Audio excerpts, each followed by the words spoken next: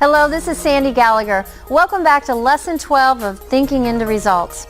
Here we are on our last and final lesson in this amazing process of thinking into results. But you know, it's really just the beginning.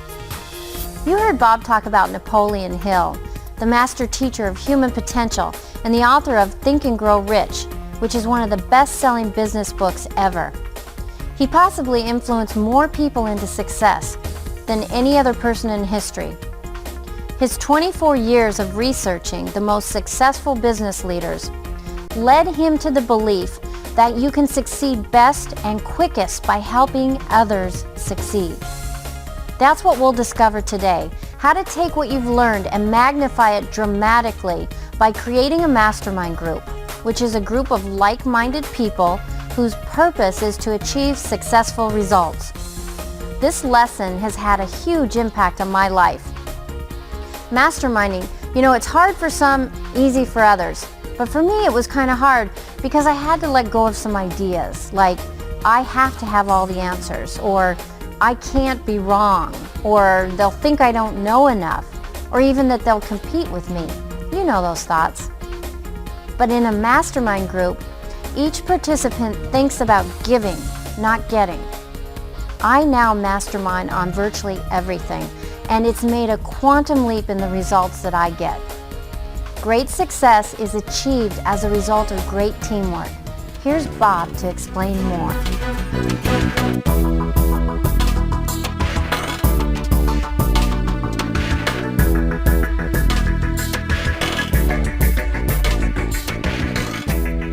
Hello again. You know, in my business, I'm frequently called upon to speak at a convention. And there could be anywhere from a few hundred to a few thousand people, and I speak all over the world. It could be in Asia, or it might be in America, or Europe, or Australia. And frequently, when I get onto the dais in front of this audience, I stand there and say nothing. And I just look around at the audience. Now, of course, they're sitting there, and they're waiting and probably wondering, is this guy ever going to speak? And then I asked them a question. I said, how many of you believe that if you just tried a little bit harder, you could do a whole lot better? And I raised my hand. And of course, hands are going up all over the audience. Then I say, isn't that interesting? I used to think that. Let me share something with you. This comes from a marvelous little book that was written by a man named Price Pritchett out of Dallas, Texas. And I've come to love this little book. He begins the book by saying, I'm sitting in a quiet room at the Millcroft Inn, a peaceful little place hidden back among the pine trees about 1 hour out of Toronto.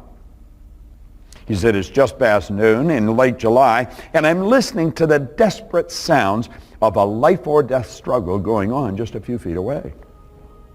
There's a small fly burning out the last of its short life's energies in a futile attempt to fly through the glass of the window pane. The whining wings tell the poignant story of the fly's strategy. Try harder, but it is not working.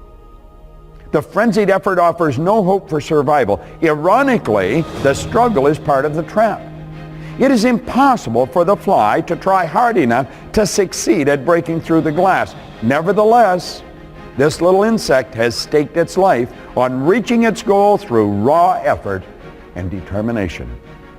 This fly is doomed. It will die there on the windowsill. Now across the room, just 10 steps away, the door is open. 10 seconds of flying time, and this small creature could reach the outside world it seeks. With only a fraction of the effort now being wasted, it would be free of its self-imposed trap. The breakthrough possibility is there, and it would be so easy. Why doesn't the fly try another approach? Something dramatically different. How did it get so locked in on the idea that this particular route and determination and determined effort offer the most promise for success? What logic is there in continuing until death to seek a breakthrough with more of the same? No doubt this approach makes sense to the fly. Regrettably, it's an idea that will kill. Trying harder is not necessarily the solution to achieving more. It may not offer any real promise for getting what you want out of life. Sometimes, in fact, it's a big part of the problem. If you stake your hopes for a breakthrough on trying harder than ever, you may kill your chances for success. Isn't that good? Do you know, every now and then when I'm putting everything I've got into a project and I seem to be having difficulty, something kicks in up here and said, maybe you should try another approach. Maybe you're acting like that fly. Now, I've read this story many, many times, so I'm very familiar with it. And you know, if you listen to it a few times, you're going to embed it in your mind. I love it. And you know, it opened up a world for me. Now, since that was on the first page of the book, I started to pay attention to what I read. And he's talking about U square. U square. Now think about that. U square. It's U with a little 2. How do you square a number? You multiply it by the number, don't you? If you're squaring 4, you'd multiply 4 by 4. 4 squared is 16. You know, 10 squared is 100. What are U squared? What would you be like? Do you know that there's no one alive that can even guess at what you and I are capable of doing? No one. We're talking about infinite potential. All science and all theology indicate that we have infinite. I don't even know what infinite is. It's no beginning, no end. No end. How would you square that? You know what the idea is? That you've got deep reservoirs of talent and ability within you, and you can bring them to the surface. That's what thinking into results is all about. You want to value this. I mean, really dig into it, because it's all about you. Now, let me share what this author says about U square. And then I'm going to give you a strategy that's going to be phenomenal, that you can use not just in your business, but in your personal life. I've been using it myself for many, many years. The author points out U square implies an explosive jump in your personal performance that puts you far beyond the next logical step. We're programmed to take logical steps. We really are. You know, expect maybe 5 or 10% increase. How about 500%? Now let me repeat that. U square implies an explosive jump in your personal performance that puts you far beyond the next logical step. Do you realize that you and I have been programmed as part of our paradigm, part of our habitual behavior, to take logical, progressive steps? This author is suggesting we do something dramatically different. He says it's a formula for stunning advances in achievement and the realization of your dreams. The concept is one of exponential gains rather than incremental progress. You might compare it to multiplying instead of adding. It means a geometric progression in your effectiveness. Doesn't that appeal to you? It really appeals to me. Become that much more effective. Now he said that's exciting as well as provocative. But it gets even better. Remember, quantum leaps come without apparent effort. These are high velocity moves that carry you to dramatically higher performance levels without a time-consuming struggle. Quantum leaps seem to violate common sense utterly. The idea of moving to a higher orbit and skipping several rungs on the achievement ladder in the process strikes people as far-fetched, maybe even outrageous. Well, I have seen things like that happen by changing some of the very simplest steps that we've been taking. I remember many years ago working with the largest insurance company in the world. And I watched their sales go up by hundreds of millions of dollars, and I'm not exaggerating. Yet it was so dramatic that I could write my own ticket around the insurance industry, and I had never sold insurance. I remember talking to a large audience and saying to them, any of you could go out and write $5 million in business this year. Now this is 35 years ago.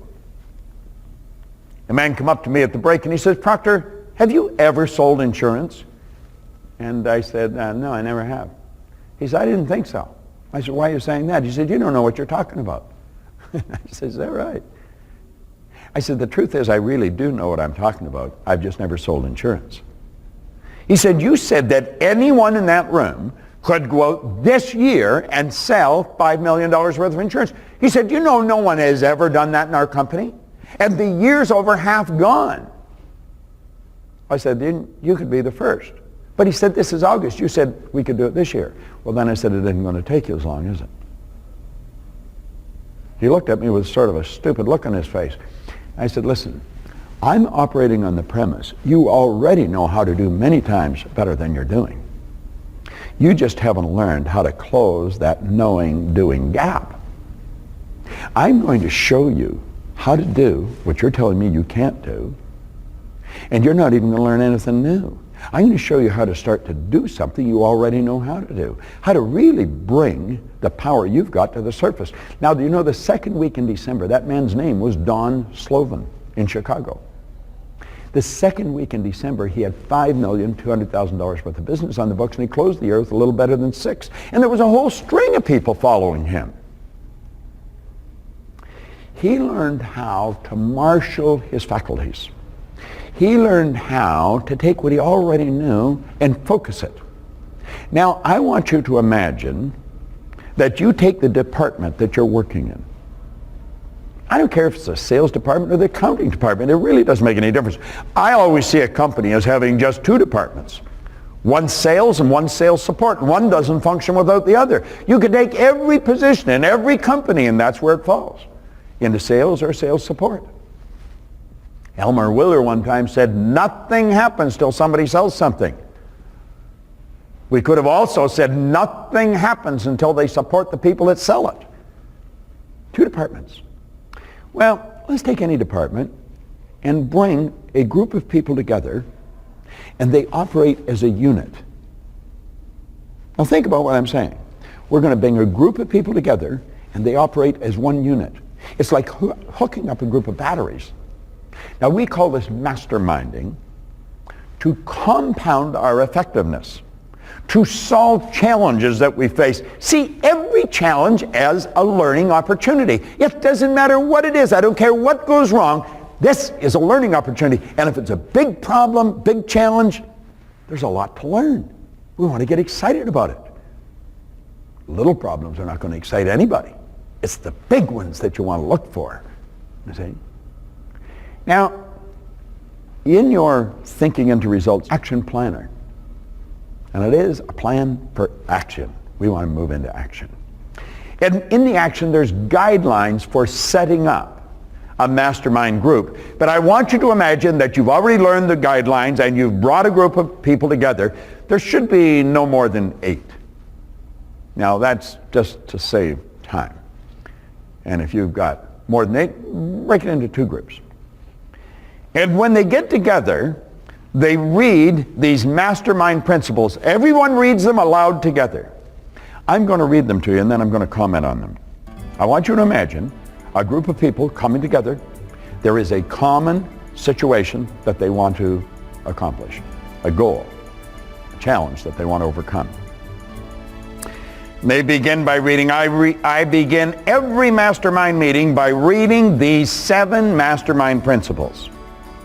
I release myself to the mastermind because I am strong when I have others to help me. I believe the combined intelligence of the mastermind creates a wisdom far beyond my own.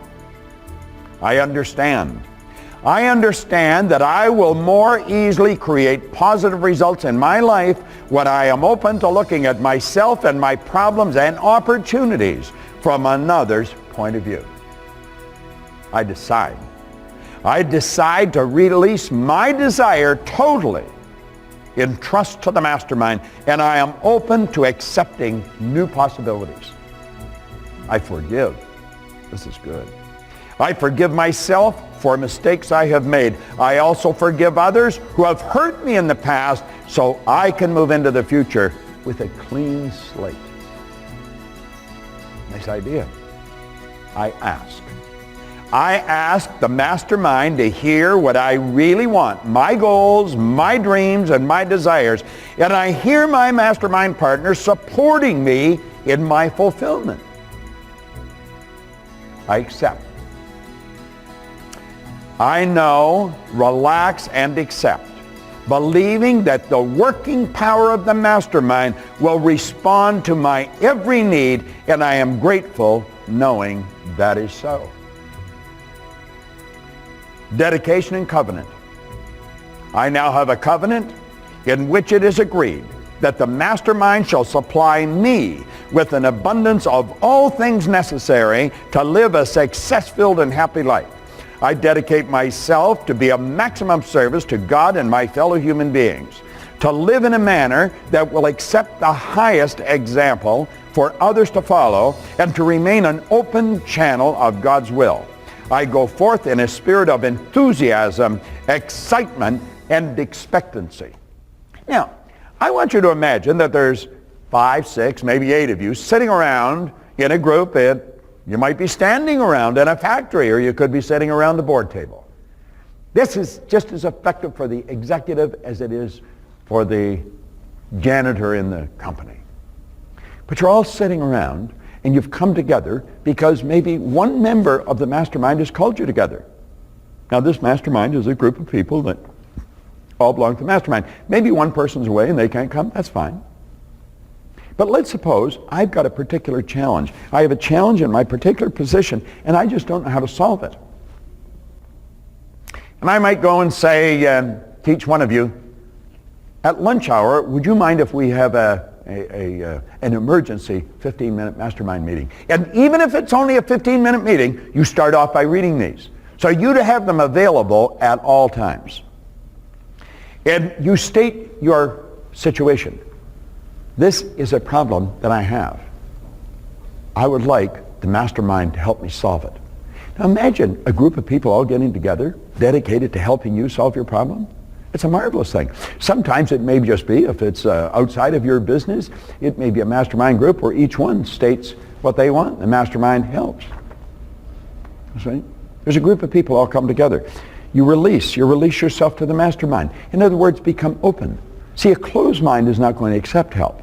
It takes an open mind. You believe that this group of people, and the longer you're together and the more you work together, the more powerful it becomes. You believe that your answer is lying there in that group. And you understand that you're going to much easier create the results you want when you have a whole group of people working at helping you.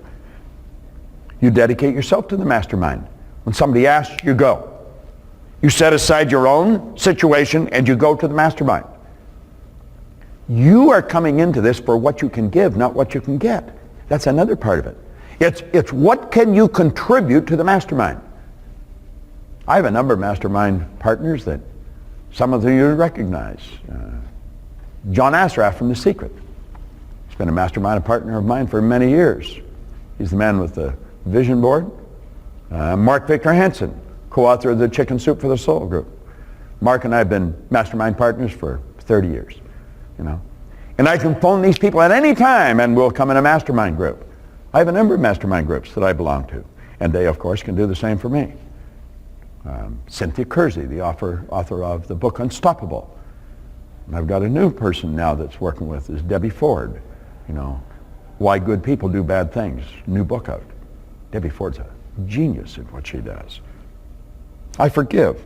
You see, I may have done something wrong. I may have hurt one of the members of my mastermind. It might have been deliberate, it might have been unconscious. But if I've done it, I've got to forgive myself for it. I can't go around feeling bad and feeling guilty. Forgive means to let go of, completely abandon. Now, one of my mastermind partners may have done something to me. I've got to forgive them. We cannot come into a mastermind group with any feelings of guilt or resentment or animosity. It's got to be free-flowing. Forgiveness is good for the soul anyway. Yours and mine. It always has been. Well, let's learn how to do it. Just let it go. Let it go. And then we ask, We ask for help believing that we're going to receive it. And then we've got to accept.